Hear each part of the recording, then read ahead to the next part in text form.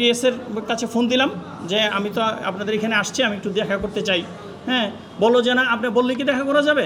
1 ঘন্টার নোটিশে তারা দেখা করতে পারে, আর আমাদের বেলা হইলে দিনের পর দিন আমরা দেখা করার সুযোগ পাবো না। তারা জুলাই অভ্যুত্থানের শক্তি, আমরা জুলাই অভ্যুত্থানের শক্তি।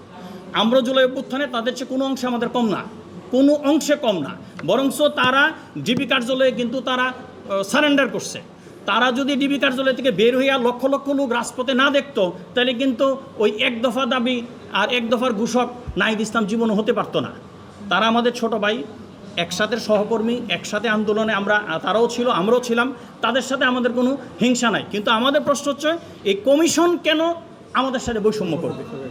কমিশন কেন বৈষম্য করবে? কমিশন ওনারা আসলে তাদের জন্য জামাই আদর, আর আমি যখন এখানে প্রধান নির্বাচন কমিশনের পিএসের কাছে ফোন দিলাম যে আমি তো আপনাদের এখানে আসছি, আমি একটু দেখা করতে চাই। হ্যাঁ, বললো যে না, আপনি বললে কি দেখা করা যাবে? আপনি আবেদন করেন।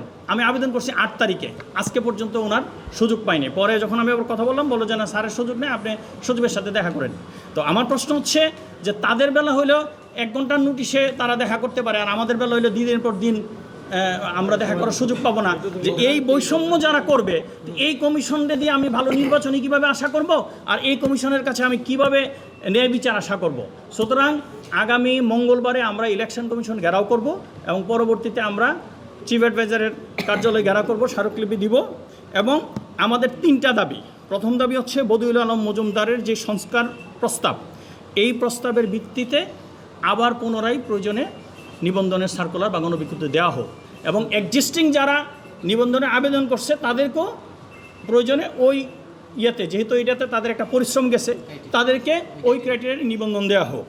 সারা বছর পৃথিবীর উন্নত বিশ্বে যেটি গণতান্ত্রিক সূতিকাগার বা গণতন্ত্রের আইডল বলা চলে, ওই সব দেশে সারা বছর নিবন্ধনের আবেদন করা যায়। কিন্তু আমাদের দেশে কেন একবার আমি ফেলিওর হইলে 5 বছর আমাকে অপেক্ষা করতে হবে? এটা কেন? এই বৈষম্য কেন? এবং এই কমিশনকে অবশ্যই অবশ্যই অবশ্যই পদত্যাগ করতে হবে। এই কমিশনের অধীনে কোনো কিছু করা সম্ভব না।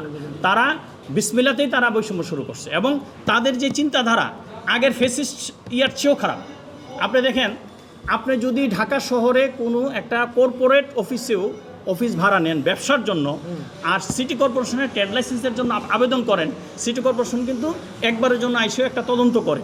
ওই তদন্তের সময় কি ওই বিল্ডিংয়ের মালিক কখনো তার দলিল নিয়ে উপস্থিত থাকে যে হ্যাঁ, উনি আমার ভাড়াটি আর আমি এই বিল্ডিংয়ের মালিক, আমার প্রমাণ এটা কখনো দেখছেন? কখনো আমি তো আমার লাইফে দেখিনি। ওনারা, আমরা রাজনৈতিক দলের অফিস তো কেউ ভাড়াই দিতে চায় না। সেই জায়গাতে রাজনৈতিক দলের অফিস যার কাছ থেকে নিছি, ওই বাড়ির মালিক কিনা তার দলিল নিয়ে উপস্থিত থাকতে হবে।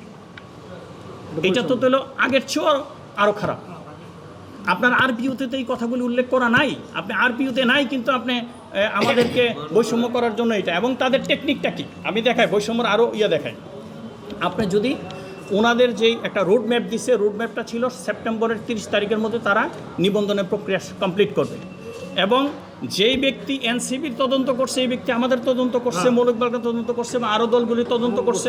M I right? তো সুতরাং তাদের তদন্ত এনসিবির বেলা ওকে, আর আমাদের বেলা হইলে তাদের তদন্ততে গাফলা ছিল।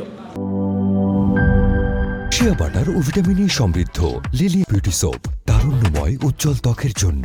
রিমার্ক,